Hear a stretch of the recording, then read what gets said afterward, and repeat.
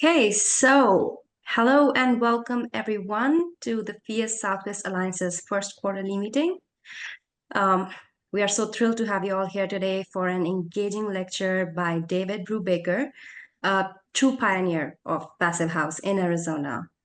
And before we dive in, I would like to give a quick overview of FIAS and introduce our Southwest Alliance chapter to those joining us for the first time.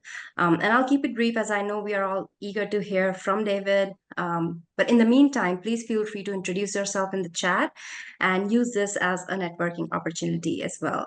So FIAS, or Passive House Institute US, is dedicated to advancing energy efficient, resilient, healthy, and comfortable buildings. They set the standards and provide the certifications and education that guide the principles of high performance building science and smart design. The FIAS Alliance connects passive house professionals and enthusiasts who want to stay up to date, share insights, and promote high performance building practices.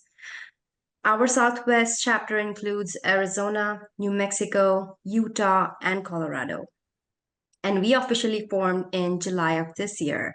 And this is our first members meeting, so we are thrilled to have you all here.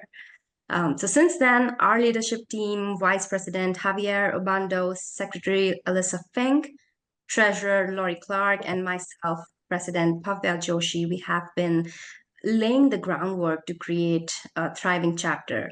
I would also like to give a special thank you to Jonathan Bean from University of Arizona, who brought us together and has been a strong supporter since the beginning. So thank you, Jonathan, on behalf of everyone.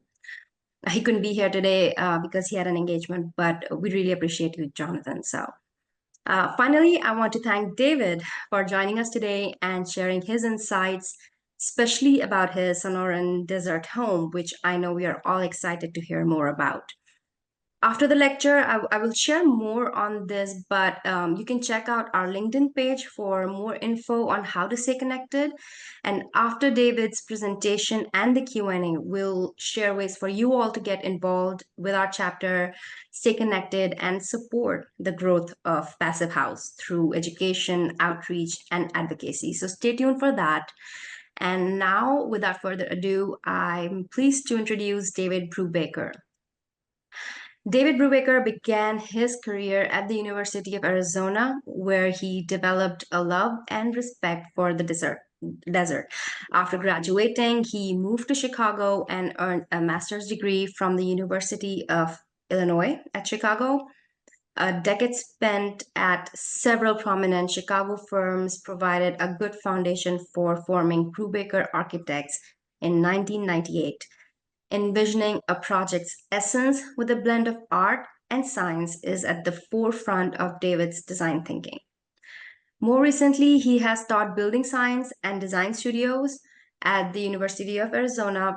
During the past 2 years, all of the U of Arizona teams have graduated to the finals in the US DOE Solar Decathlon Design Competition, using FIAS principles as the basis for their designs. In 2023, the attached housing team was awarded third place in their division. In 2024, the multifamily housing team was awarded second place in their division. And the attached housing team won their division as well as the Grand Winner Award. Pretty cool.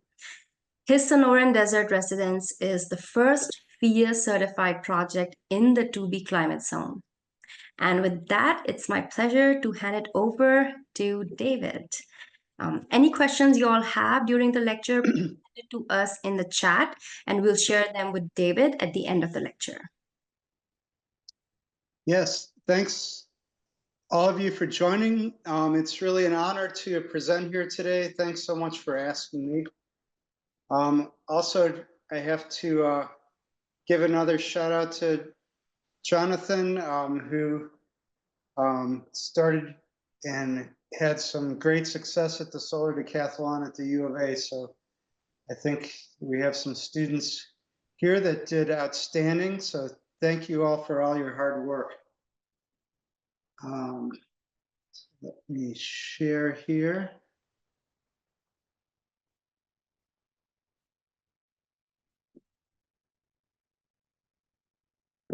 All right, can you all see my screen? Great. So I fell in love with the harsh beauty of the desert and learned about energy efficient buildings when I attended school here in Tucson. And my plan upon graduation was to go to Chicago, work for several years, and then return to Tucson. Life got in the way, and those several years turned into several decades, but now I am back in Tucson. And so in 2012, we started to put that plan in place. I heard about FIAS's approach, and I became convinced that FIAS was the path to create energy efficient buildings in the US with the multiple climate zones. And after designing a number of FIAS buildings that didn't go forward for a number of different reasons, I was determined that this was going to happen with my home. So here, let's see. So some learning objectives for today. We're going to discuss the siting of the building, thermal mass, insulation, shade, and some common hot-dry misconceptions, integration, design goals, energy use comparison with WUFI versus measured data. We have sensors on the project, so we can actually compare the two. Mechanical discussion for hot regions, and then some lessons learned. So I think most of you know about Tucson, but we have folks from Utah and other places here. So in the 4 states that make up the Southwest Alliance, Tucson is down here. And what many don't think about is really how close we are to the Gulf of California and the Pacific Ocean in the big scheme of things. So that affects our weather in the summertime. So we are in climate 2B here. So it's a hot, dry as opposed to the 2A, the moist area on the east. So we have about 1,800 heating degree days and about 3,500 cooling degree days. So needless to say, we are a cooling dominated climate. There are hundreds or maybe thousands of houses, passive houses now in northern climates, but there aren't that many in hot climates. And the hot climates present some unusual challenges because in warmer climates, all the internal heat gains, cooking, heating, laundry, computers, all those things contribute to helping heat the building. In the Southwest, that's just one more thing we have to remove. So here's a climate analysis. So we get about our minimum temperature below freezing is about 17 days. We get about 90 days hotter than 100, about 175 days hotter than 90. And this year we had 112 days above 100 degrees. And I looked back when I went to school here in the 1980s, the average was about 50 days above 100. So things are changing. Also notice from this chart, the dew point is above 60 degrees for about 2 months of the year. So for a little while, we turn into almost Louisiana for a little bit for those monsoon rains. We don't get a lot of rain, but we get some of that humidity. So some of the goals were to design a minimalist, serene environment that focuses one's view on nature's beauty. We wanted to preserve the natural landscape, create a piece of architecture that seems like it fits here, and to optimize passive house principles for this climate. And also, that goes hand in hand with creating a durable, resilient building. So here's the site plan. The idea was to create a 3-bedroom, 2.5-bath residence. and minimize the eastern and western facade to minimize that hot sun in the summertime in the afternoons and evenings. Take advantage of the sloping ground that the site slopes to this side. So we wanted to take advantage of that and build around the existing saguaros. We created a large roof here to provide shade and also to capture rainwater. You can also see here gray water comes out here, so we'll talk about that more in a little bit. So for the design is two parallel bars elongated in the east-west direction, separated by a void space here, which is this corridor. And the corridor is oriented to the prevailing winds. So in the evenings, we can open this door and this door and this door and a window over here, and it clears the whole house out. One enters the building up this ramp, facing this blank wall intentionally, and then you come into this corridor with a little bit of views, but once you walk into the living room, the whole view opens up to the Santa Catalina Mountains to the north. Also, these elongated bars that are pretty narrow are ideal for daylighting, so we took advantage of that. The garage is under the west portion of the building, and this is unconditioned space. And there's slab on grade on the east part of the house. So the site, again, is sloping down to the west, and there's room for a garage down there. So the minimalist design extends to the elevations. So this is the north elevation, and you can see we concentrated a lot of the glass in the living room, strategically placing windows where we could to minimize heat gain. Here's a shot of the Santa Catalina Mountains to the north that shows the shading of the roof. Another shot of the roof and deck overhangs. So that provides shade to the ground. This is an early in the morning shot, but after the sun comes up, this roof creates a really wonderful microclimate underneath the shade. Also notice the deep set windows here. So the facade is, by pushing the windows way back into the facade, we get some shade structures that are built in. So the concept of the house was to create an insulated box. So there's insulation on the roof, on the walls. There's triple glazed windows, insulation on the ground. So this is all insulated. There's also insulation going down 4 feet below the first floor to insulate from the ground. And then to protect that insulated box, there's a sunshade structure which rests on this cooler box. So we're call this sort of the umbrella over the cooler. So this is a separate structure that just sits on top of the box. Here's a shot of the envelope with a sunshade wall system.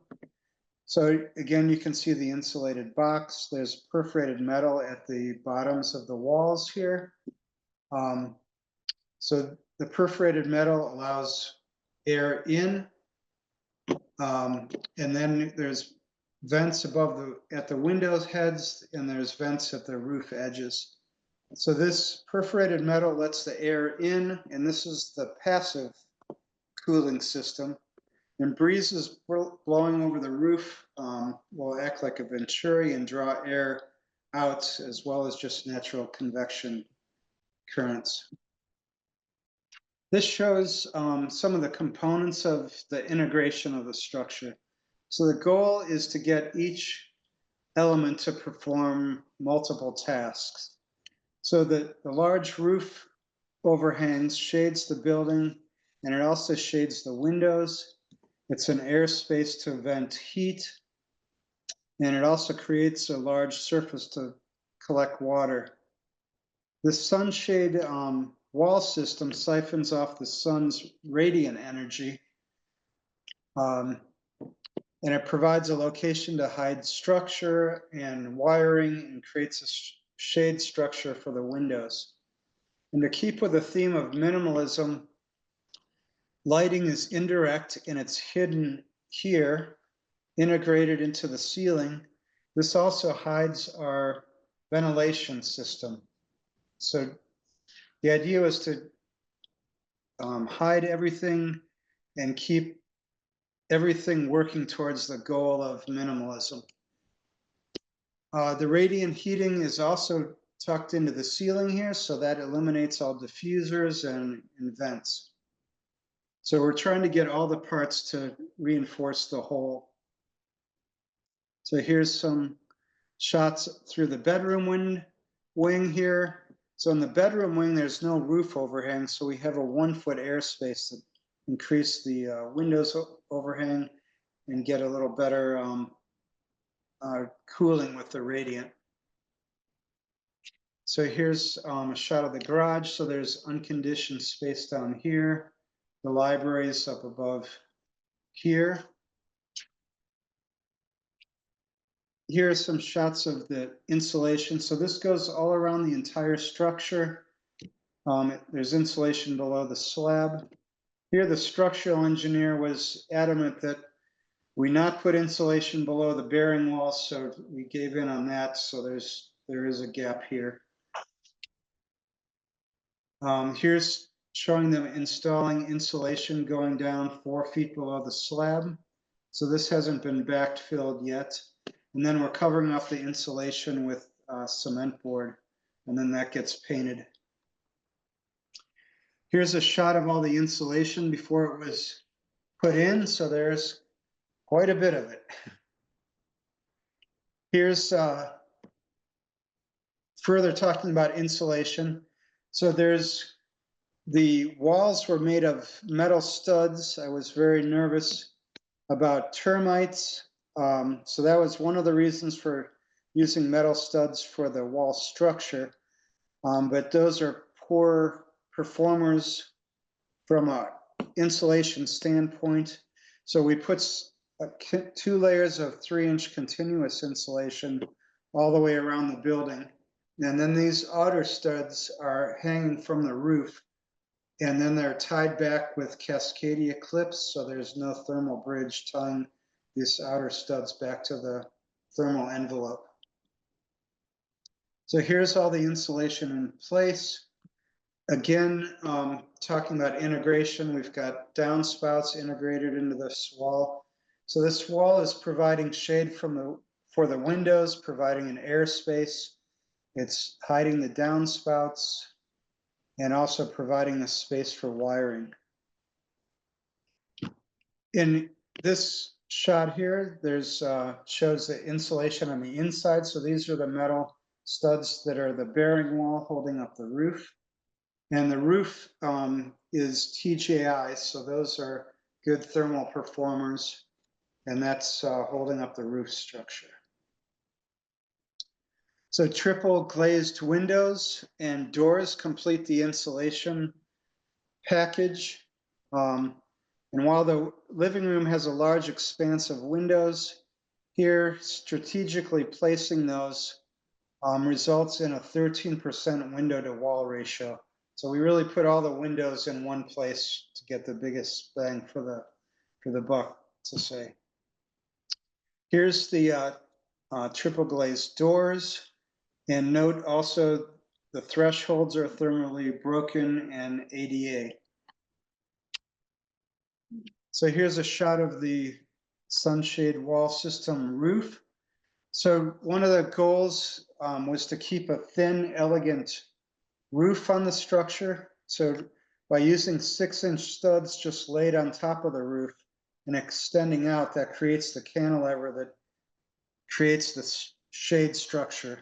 So that's as opposed to extending the TJIs out, which would have created a very thick mass that would stick out of the building and would also create somewhat of a thermal bridge. So these are above the thermal envelope. And they also, so here they're creating the airspace, the ventilation space, the cantilever, and they're also creating the, I think I already said that, creating the cantilever. So, and here's some shots of those studs extending out. So in future shots, you're going to see the wall studs that are holding the continuous insulation. Those all hang from the roof. Here's wall studs on the bedroom wing hanging from the roof. So this is creating that 1 foot air space. And these are just wind braced back to the structure at the bottom. And the floor is up here. So this is, past the thermal envelope. So here, it might be a little hard to see, but this is perforated metal at the base. And there's a gap here. So air can get in here and go up through the wall, and this all connects with a roof structure. Here you can see window boxes. We used Prosoco air sealant around the window boxes. So these are 2 feet deep in the bedroom wing. And here's that airspace is being used also for wiring for the lighting. This is the perforated metal that allows the air to enter and exit depending on which way the wind's blowing on the roof. But all these air spaces are connected. Here you can see it connects to the roof, connects to the wall. So after the studs are hung from the roof studs, we use fiberglass mat sheathing. And then on top of that, the finish is synthetic stucco on a stucco wrap. So these deep set windows provide the shade. So this window here is the one that's set 2 feet back. This one here is set about 1 foot back.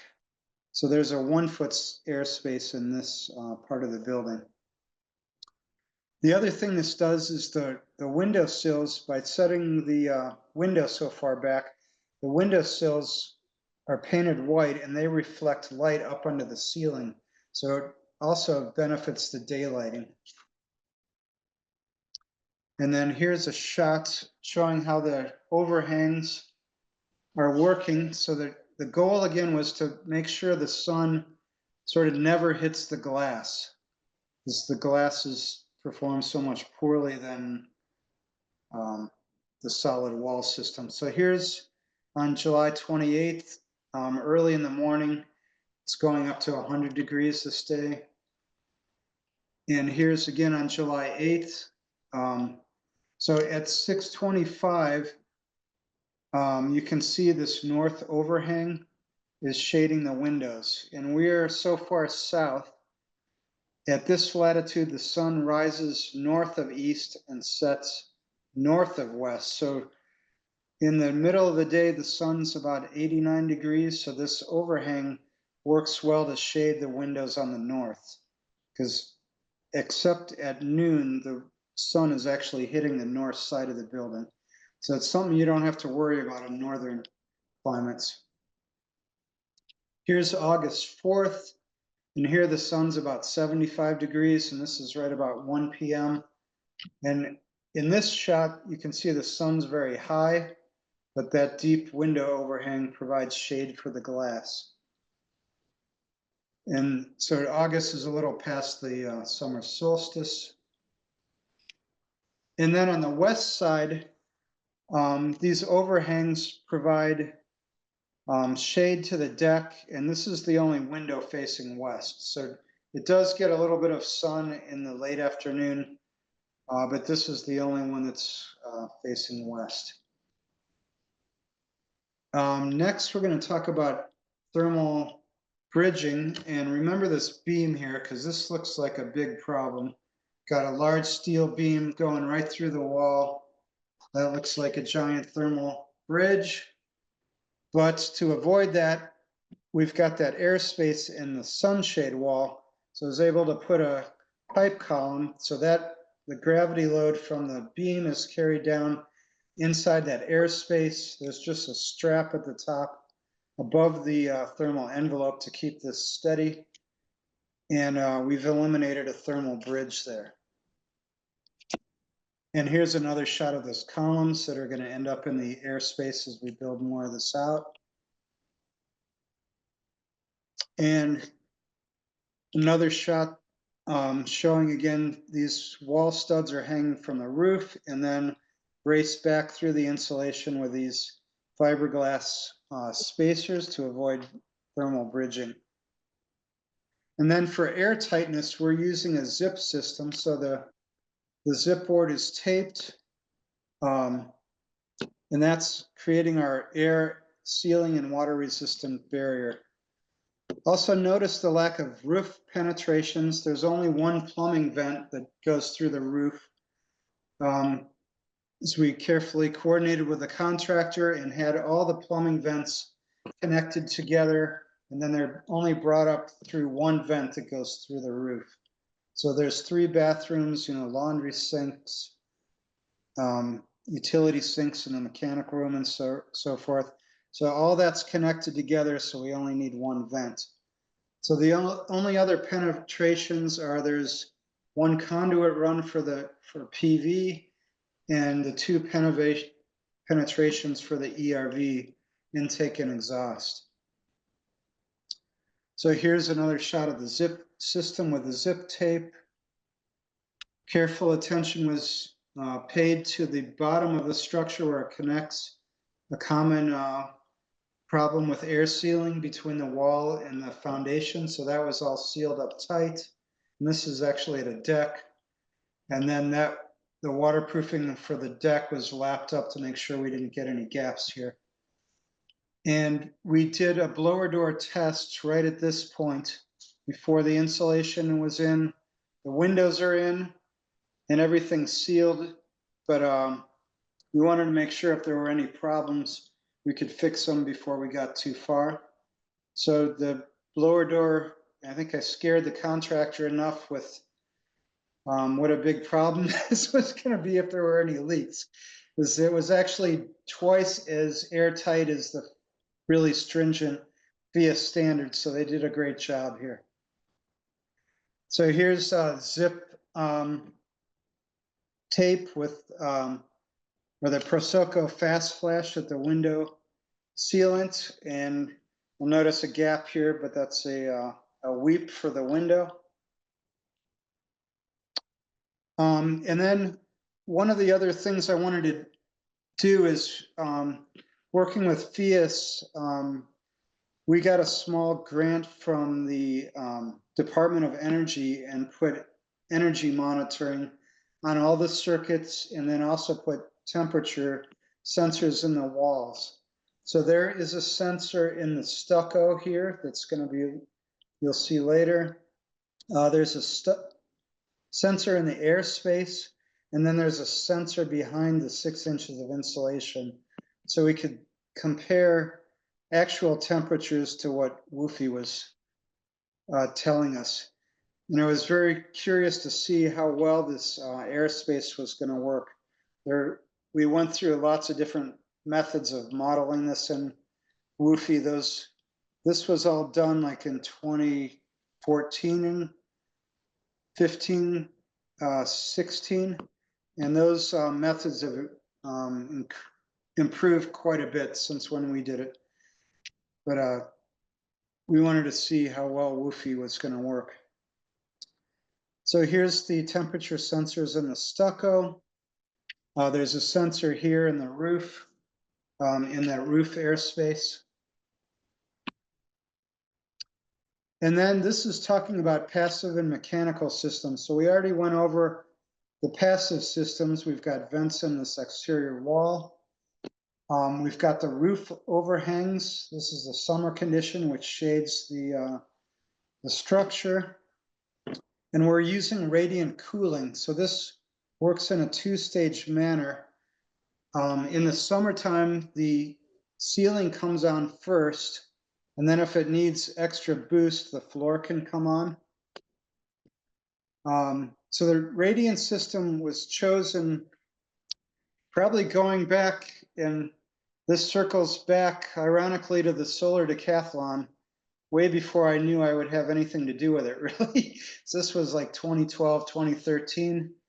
So I started researching solar decathlon projects, and most of them were using radiant cooling. And this is when they were the build project. They were, it was like a 1,200 square foot house that was moved to the Washington Mall, and then they measured the buildings to see who the winner was. So it was actual verified results. But most of those used radiant cooling. So then I tracked down the engineer that had done one for ASU's project and hired him to help me with this project. So that was Roy Otterbein in Phoenix. He worked with ASU on their project. Sorry, I have to mention ASU. We have a big rivalry here. So another thing to remember here is, since cooling is the dominant season, many of the decisions are made based on cooling versus what might be good for heating. So here's the heating situation. So in the wintertime, the sun comes in, heats up tile floors. So that's our passive heating system. And then we have heating in the floor, and in the heating season, the floor comes on first, and then the ceiling can come on to provide supplemental heating. And one thing a lot of people don't realize, but radiant energy is just like light, but it's invisible. So it actually can project down from the ceiling, and further proof of that is actually the sun, which is coming from above and projects down. So we always think of heat rising, which is true in convection currents, but the radiant heating can work from the ceiling.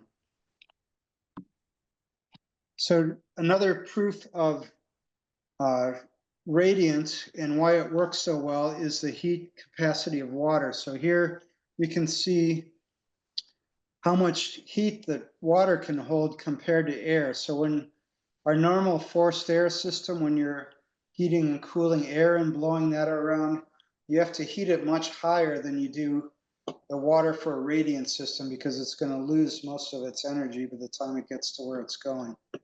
So radiant cooling can be up to 40% more efficient than forced air cooling. Okay, we'll check So it out. partially due to the heat capacity of water. And the other thing is the temperature difference. So when you're cooling the refrigerant for an air-cooled system, you need to cool it down to about 40 to 45 degrees to then transfer it to the air. With water, we're just cooling it to 60 degrees. So that's a huge benefit of cooling water, because we don't have to bring that all the way down to 45 degrees. And the reverse happens in the wintertime. So we're only heating that water to 90 degrees instead of maybe 120 or so. So here's the way the radiant systems work. So we have a heat pump outside, and this heat pump at 60 degrees has a coefficient of performance of 9. So that means for every unit of energy you put in, you're getting 9 times back, which is still, every time I say that, it kind of blows my mind how efficient these things are. Radiant systems are really easy to create multiple zones. So we have actually a thermostat in each room. So when the sun comes up in the east and starts heating those eastern part, so the building, we can send cooling there, but not to the west, and vice versa in the afternoon. So the heat pump creates that hot and cold. So there is refrigerant in the heat pump, but then this is an air to water chiller. So the lines that go to inside the house are water. So another benefit of this is we're not bringing refrigerant inside the building. So if there's ever refrigerant leaks, We don't have any of those issues inside the building. So this is a buffer tank inside. This is outside.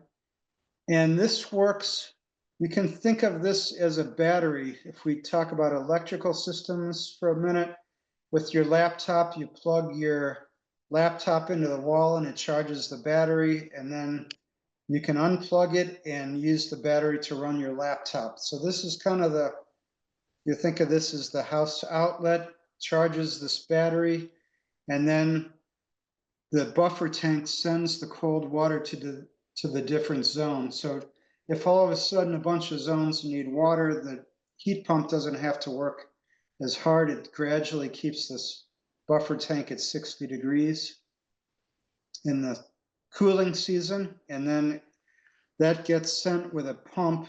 These are the floor zones and these are the ceiling zones. And this is a control panel for that.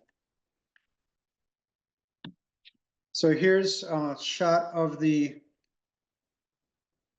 radiant cooling in the floor. So since, again, we're in a cooling dominated climate, this is primarily for heating. So all we need is these one run around the perimeter, and that's all it takes to heat in this climate. You can also see the various zones here. And then this is the PEX tubing is in the slab. And you can see here insulation. So we insulate the PEX tubing until it gets to the zone that the tubing is going to. And this tubing is all one continuous run. So it starts at the manifold, goes all the way through the zone and comes back to the manifold. There's no joints or anything in it. So here's what that looks like with a drone shot before it was poured and the floor plan overlaid. And conversely, the ceiling now, since we're in this cooling dominated climate, ceiling's completely covered with radiant tubing. So again, there's different zones. Some of the bigger zones have multiple loops, and the smaller zones just have one loop. We used warm board panels. So this is a thin sheet of aluminum glued to particle board panels, and then the PEX tubing snaps into the panels. And some of the benefits of that, the radiant reinforces the design goals of minimalism. There's no grills, no diffusers. We use thin drywall over the panels because you don't want to put anything that has any insulative value over the radiant, or that'll reduce its efficiency and how fast it works. And then we put tile over the floor, so the tile transmits the radiant very well, and it also works great to absorb the sun's energy when it's coming in the wintertime. So here's a shot of that. So the materials used are mostly inexpensive materials. There's drywall and paint on the outside. We use stucco, inexpensive tile. So, we put money into insulation, into great windows, into the radiant system, but most of the rest of the house is, wherever there's large areas, they're all inexpensive materials. And then for the fresh air system, here you can see a rainwater collection on the roof. So that gets funneled into the some swales that I'll show you in a minute. But here you can see the integration of the fresh air system. So there's supplies and returns are integrated into the cove lights, again, to reinforce our concepts. The air is balanced, so the same amount of supply is returned. Here's the fresh air system and the ERV. So this is right on the outside wall. There's a supply, forget which one is which yet, but you can't see the other duct, but one of the penetrations over here, and then there's one over here. So they're about 10 feet apart so we don't get cross-contamination.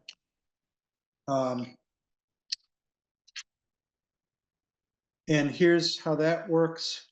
So there's supply into the bedrooms, returns from the bathrooms and the laundry room. One thing I'm also going to touch on again as we go forward, because of those 2 months in the monsoon season, we do need dehumidification for those 2 months. So we use the same tubing and connected that to the dehumidifier so that recirculates and dehumidifies the air during those 2 months.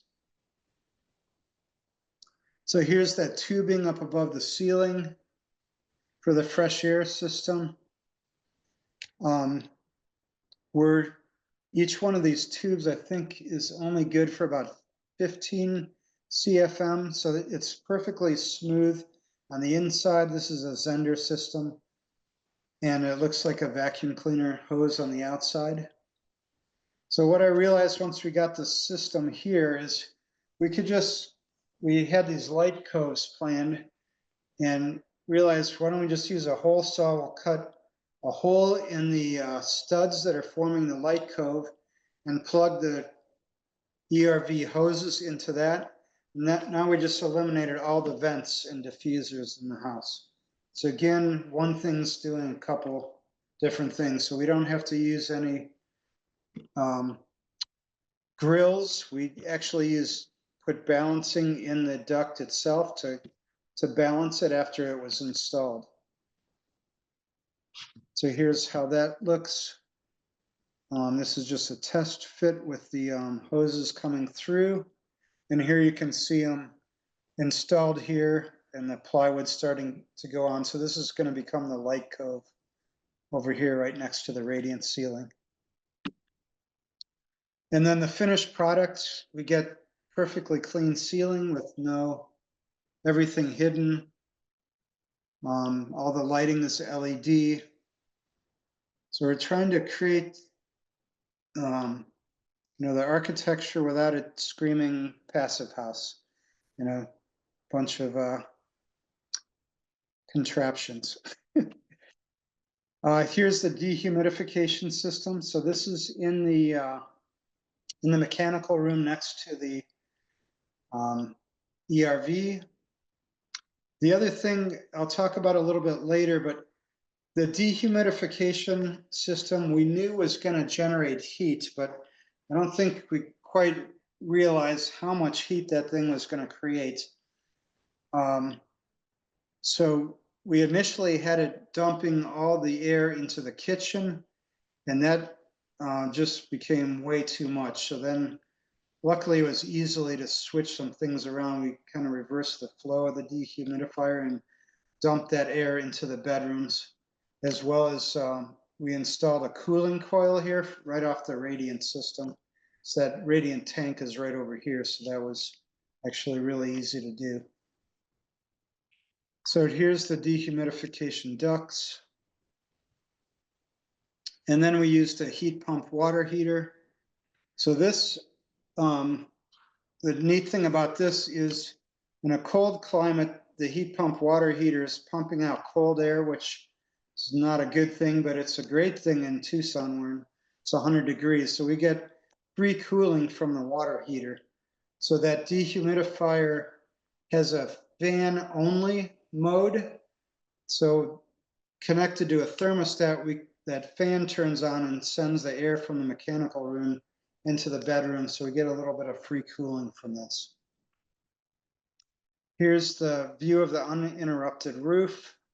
So all the water from this roof flows onto the bedroom roof here and then into the landscape. And here you can see a series of swales. So all the water dumps out here and it fills up this swale, then overflows into this one and this one and this one. So we're trying to retain as much water as we can on site. Also notice here, these 3 mesquites we planted think in 2021, and these were literally just little sticks, but they are getting watered by the rainwater, and also the gray water comes out, and there's an outlet below each one of these trees. So they are, you'll see in some other shots, pretty soon I think they're going to be bigger than the native mesquites that have been here for years. So we get 11 inches of rain per year, and this thing can collect about 45,000 gallons of water annually. So the hope is someday we can put in a rainwater storage tank. So here's the downspouts that go to that. And some shots of those swales. And then for the PV system, we started with just this one row, and that was 4.4 kilowatt system. That was fairly close to net zero, but not quite. So a couple years later, we decided to add another row. So now we're at 10 kilowatts, and we also added a couple batteries. So now that has made the house net positive on an annual basis. So some results. So here's a shot of some of that ground temperatures. So the blue line that's squiggly here is the outdoor daily average, and 2 feet below grade is this yellow line. So you can see if you don't insulate definitely around the perimeter and under the slab, you're fighting 90 degrees for like 4 months of the year. And that, the thing to remember about the ground temperature is it doesn't cool off at night. It just stays at 90 degrees 24/7. So unlike the air, which might cool off at night, this just stays hot. And here's a line for 4 feet, and we lost the sensor here. But that doesn't help much. To get any real benefit from sort of earth sheltering, you need to be down, like 8 to 10 feet to get the benefit of the 70-degree temperature in the summer. So here's wall temperatures. So these now are the sensors that we looked at that are in this. And remember, these are in the south facade. And that's important for this shot because in June, the sun is very high. So the sun is just grazing the wall.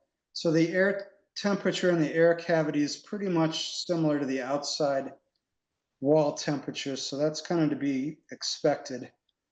That cavity is really for radiant energy. Here, this yellow line is behind the 6 inches of insulation. So you can see the chiller or the heat pump really only is dealing with even less than this because there's still more insulation on the inside. So while it's 110, 115 degrees outside, the heat pump thinks it's 85 degrees. So that's what it's dealing with all that insulation. So now we're in October. So now the sun is at a low angle and it's beating on the side of the structure. So even though it's like 80, we'll say 87 degrees here, the stucco is heating up to almost 110 degrees. And this is what would happen to the west facade in the summertime.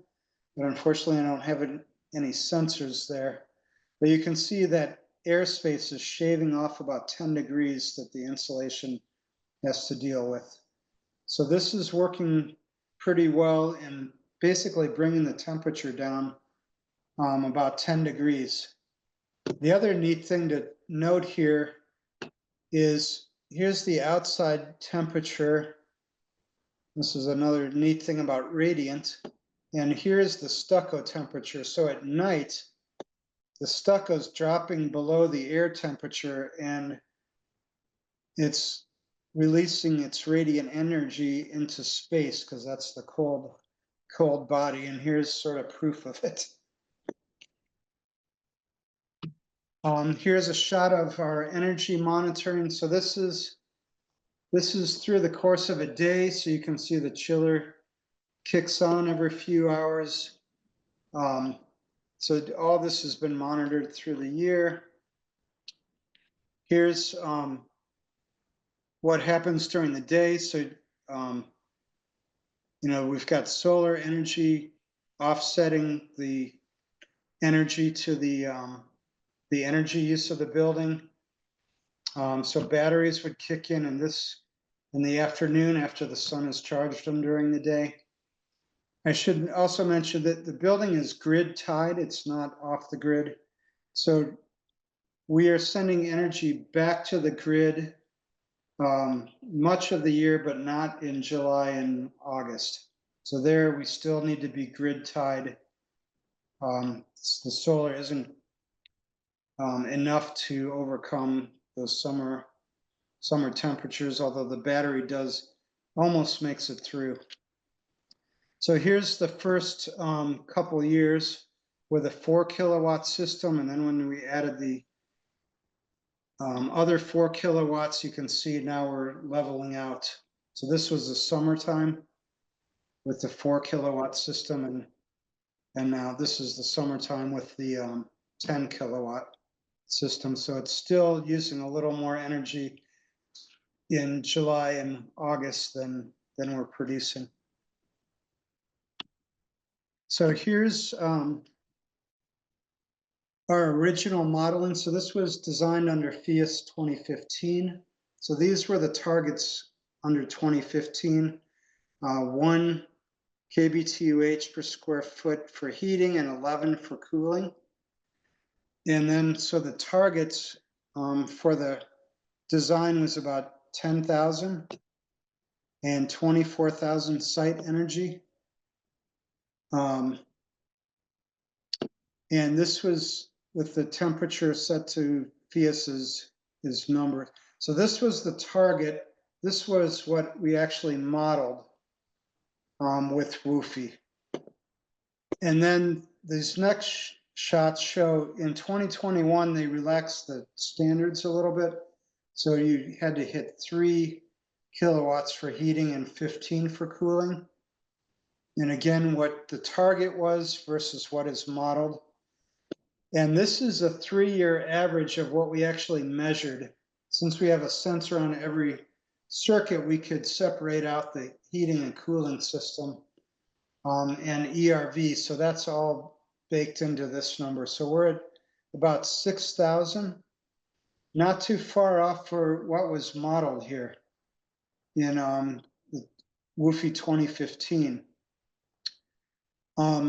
And then the plug loads and everything else in the building amounts to 13,000. So it's a little more than what was originally modeled in WUFI. So we have an EUI of about 13, and we're positive about 3.6. So we're producing about 17,000 and using about 13,000, roughly. And then I mentioned the blower door test. So some lessons learned. With a radiant system, we knew that the interior dew point must be kept below 55. So that's why we had added the dehumidifier. The dehumidifier, as I mentioned before, creates quite a bit of heat in a passive house. And when you have it all in one place, like we originally did, that was making the kitchen pretty hot. So one thing we learned is, the FIAS guidelines, you have to design for 0.3 air changes per hour. But after that first couple months, we turned the ERV down to low, and that helped quite a bit. Because before, the dehumidifier was running 24/7 to keep it below 55. So I don't know if I mentioned it before, but we need to be below 55 or you could potentially get mold and moisture on the ceiling. And then we added the cooling coil from the radiant system to the fresh air supply stream. So there's also sensors in those ducts. So what's interesting is just the ERV alone brings the outside temperature from 112 down to about 78. And then we have that coil turned on in the summertime, so that brings that fresh air down to 60 degrees. So this is not enough air to, there's such a low volume of air. This isn't really for heating or cooling, but just if you're sitting below the duct, it makes it a little more comfortable. And then the radiant system allows for controls. So once we had the radiant system there and all this, the other equipment was right next to it, it's really easy to add a coil to the ERV and to the dehumidifier to reduce that the temperature that coming off the dehumidifier, so that the water temperature adjusts with this Chiltrix unit per the season. So on these shoulder seasons, it doesn't like heat the water all the way to 90. It just might be at 80s because we just need a little bit of heat maybe, or a little bit of cooling. And it adjusts well to the zone each day. And the radiant's also great for fresh air because you don't have air blowing around, and it's completely silent. So there are benefits. It is more expensive than a forced air system, but there are lots of benefits. And then some conclusions. The cooling load is over 5 times the heating load. So decisions should be made in this climate that favor cooling.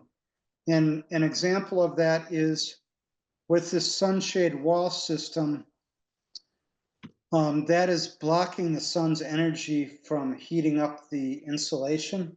So that's great here in Tucson, but in Chicago, that would not be a good thing. You really want the sun to help heat up the wall and heat up the insulation. So this stuff is very climate specific. Shading is important and reduce the amount of insulation required. But again, like I just said, it has a penalty in the heating season. The slab insulation is beneficial. I should have mentioned another reason we did that was with radiant cooling in the floor, we don't want to be cooling or heating the ground. So I think that insulation is necessary if you're going to put in a radiant system on the ground there. The shade walls we think are beneficial, and WUFI passive is pretty accurate and can be trusted to get close to goal. So I think that's really promising for all of us. We also tried using the house as a thermal battery. So what we did there was tried to super cool the house at night, and then or turn on the chiller and try to cool it down a lot at night and then have it off during the daytime. That was not really very effective. And I think, you know, even though we don't have thermal mass walls, there's massive stuff everywhere. And in most buildings, we have a concrete slab. There's lots of drywall, books, and other things. So it doesn't, there's a lot of mass kind of preventing that from working very effectively. And I guess the other thing that goes against that is if you're very temperature tolerant, it might work better if you can stand, you know, cooling it down to 60 degrees, but we're not that adventuresome, I guess. So passive house principles allow for comfort and connection with nature, even temperatures, less radiation to the outside walls. And just some more shots here. Some shots of the living room. And the conclusion. So also I'll point out, there's another article if might hit on some points I didn't cover here on the Passive House Accelerator. So this was just put up this month. So another great resource for all of us. So questions? Beautiful. Thank you, David. That was great. Thank Yes, you. absolutely. This was amazing. So, do y'all have any questions? Please feel free to unmute your mic and your comments or questions for David. Certainly. Yes, David. Hi. Thank you so much. This is Hi. fantastic and super enlightening and inspiring. Thank you so much. Of course. Thank you. Yeah, I have a couple questions. As you know, in our climate zone and vernacular architecture, we usually don't have, especially here in New Mexico, we don't have that much overhangs. Very straight walls exposed directly to the solar heat gain. How um, how much do you think it helps to shade the opaque uh, wall, the opaque portions of the wall to avoid the heat gain based on your temperatures that you took from the stucco? Uh,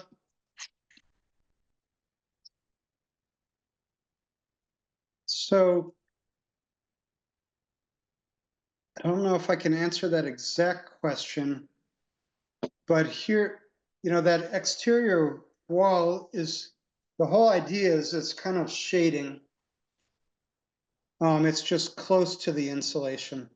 So, I think here we can see in this stucco in this case is about a foot away from the insulation. So this sensor is in right up against the insulation, but in the airspace, and this is buried in the stucco on the outside wall.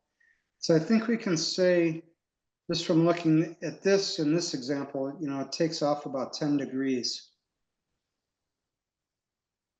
So that might be 10 degrees. In the New Mexico climate, I think you're heating dominated, so this might not be a good idea. Or to have overhangs, so I mean, shading the window is definitely going to be a good idea in New Mexico, and I guess it depends exactly where you are, because I know it's varies greatly if you're in the lowlands or up at Taos. That's right. We have climate zone 7 in the Taos Ski Valley, and Yeah. 2B or 3B at the southern states. Yes, thank you. And yeah, when you talk about the windows, how deep is the facade above the windows? So there's one shot here. So in the bedroom wing where there's no roof overhang, this is 20 inches back. So it's like this wall is almost 3 feet thick. Well, It's all air though. yes. So And it it's looks like the old adobe walls, but it's hollow. great. And that gives you the enough shade to dance with the sun in the different seasons. Yes. These windows, I am toying with the idea of adding even a little more here. Mm-hmm. They could probably use a little more overhang. So I'm toying right now with adding another little extension here. And especially the way, it's been so hot this year. When I designed this, thinking we're going to want heat in November, but not so much. It was, I think, almost 90 degrees today. Wow. Yep, things keep changing. Yes. Hopefully, we're just having a warm year. Yes, That's what I'm hoping for. me too. Me too. If I may, just one more question. Um, so you mentioned you have painted cement board covering the below grade insulation. Yes, How is that performing? What you found about that? it's performing pretty well. And this was another example of trying to make it inexpensive. So Yeah. I'm going to see if there's some of these. Here you can see this is all just cement board that's painted, but there's a little bit of an overhang here. So it's probably not getting the driving rain. It's not the best shot, but this is all, there's an overhang here, so it's not directly exposed. So that's probably why we're getting away with that. But I figure if I have to repaint it every 10 years, that's okay, rather than using something a lot more expensive there. True. And it's painted all the way through, and after you cover with dirt. The painter's just scooped a little, Okay, the paint just goes a few inches below the dirt. I see. I think they just moved it back a little bit and painted it and then pushed it back, and it seems to work fine. The color is also almost exactly the same as the cement board, so that also helps, but mostly it's just covering up the screws. I see. Now, if there's, here you can see it, there's some exposed here, but it's always in the shade, so it's not really an issue. Thank you. Thank you. That's always an issue, how to protect the below grade insulation after you're finished with the above grade. Yes. So here's the wall section. So here's what that looks like. So there's insulation that goes down. This is EPS insulation, and then cement board that's just screwed right to it.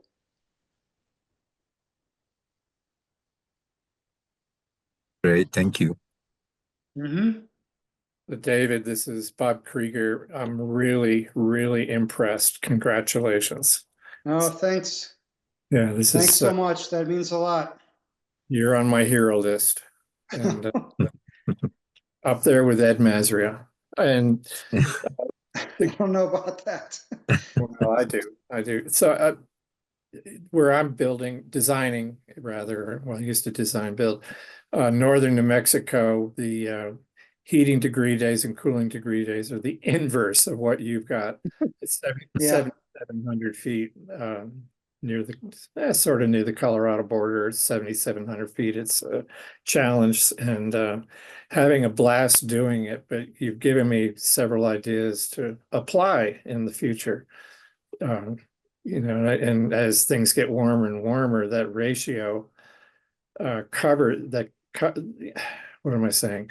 The machinery is sized for heating, but as the cooling load increases, the customer's covered. So Yeah. very impressive. Thank you for presenting. Oh, thank you.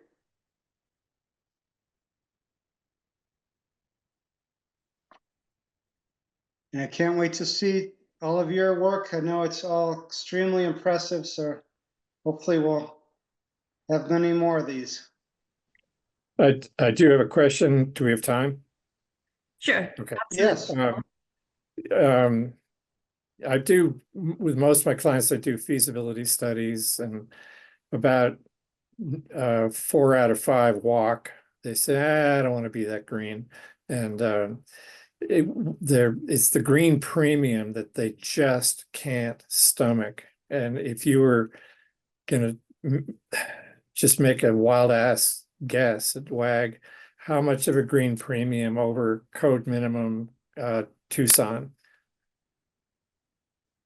That would be hard because I didn't price it the other way, because Yeah, I was pretty determined that we were going to meet Passive House standards. Yep. The radiant system does cost more. There's, I think, no question about that. It has lots of benefits. So I guess what I did is put money in things like insulation. I put money into the passive house system, but the rest of it's pretty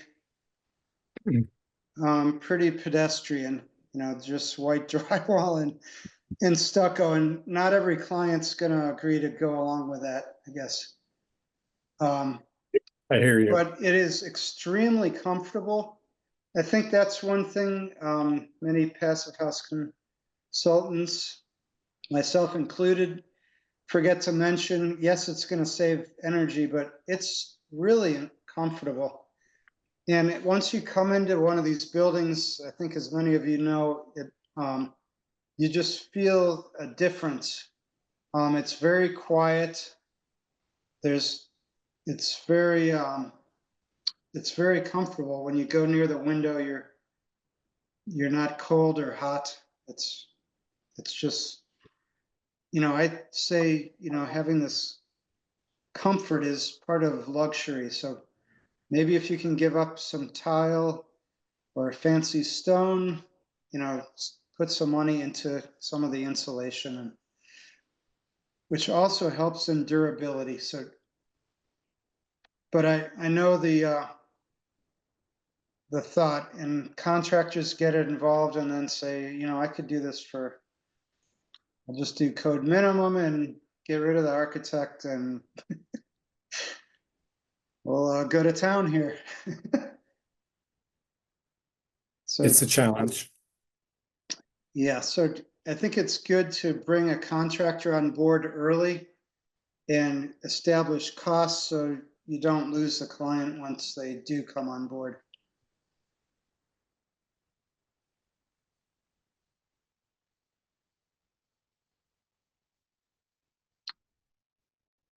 All right. Any other questions? David, I have a question. Up here in Utah, we occasionally have the radiant cooling idea. From time to time, a client will mention they want that, but it can't run in reverse, right? Like you can't, in any of your research, did you see anything that could heat and cool? It actually does. So that heat pump is a reverse action chiller. So it's doing heating and cooling. It can't do them both at the same time, but it reverses.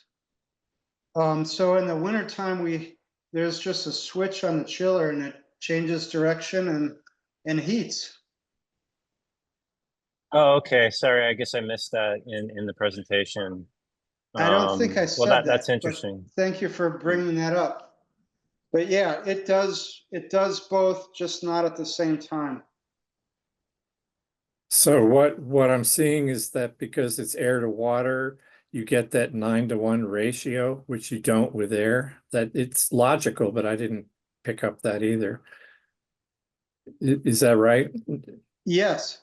So this Nine. is a Chiltrix heat pump. And if you look at Chiltrix website, they have a fantastic article or white paper on radiant heating and cooling that I think is really a lot of you would enjoy reading, that explains all this in more detail.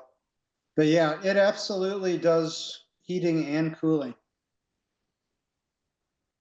It's And by the also, way, I David, didn't do this, but it can also be used as a water heater.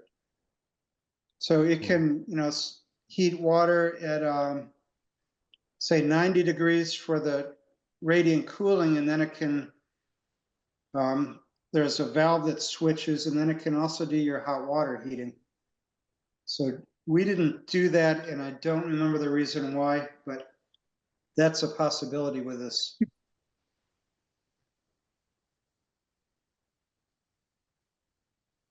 okay. What with radiant cooling in the ceiling, does I know how it works. You were saying a brilliant analogy to sunlight, but the mythology here is that the heat dissipates coming out of the floor at by 6 feet above the floor. Is that a myth? When you're inverting it, does it cool all the way down? I'm floundering on that one.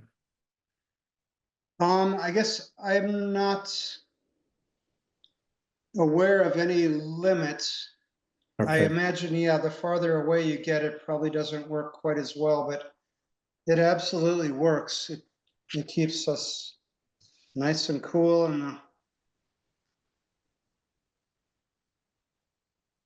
yeah, I'm not sure about the science of that. That's okay. Uh-huh. Thanks. Yep.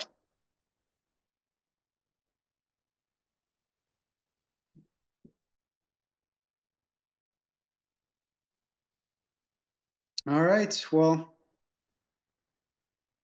thanks so much, and thank you for all your help. I know I've looked at some of your projects too, and we're all taking inspiration from each other here, so it's great. Thank you, David. Thank you so much. And this was incredible. And thank you, everyone, for being here. And we look forward to having you all in our future events. You all are on our LinkedIn, but here's some information. You can follow us on LinkedIn, on Instagram, and you can get on our mailing list as well. The link is in the chat. And we would love to hear from you as well. So please email us. And what kind of events do you all want to see in the future? We do have some educational webinars from your regional reps coming up, some networking events we are planning. Or if you have an idea of what kind of events you want to see, please reach out to us. We would love to hear from you. So thank you again, David. This was an amazing first quarterly meeting for FIAS Southwest Alliance. So thank you so much. And thank you all for being here again. Thank you so much. Thank you for inviting me.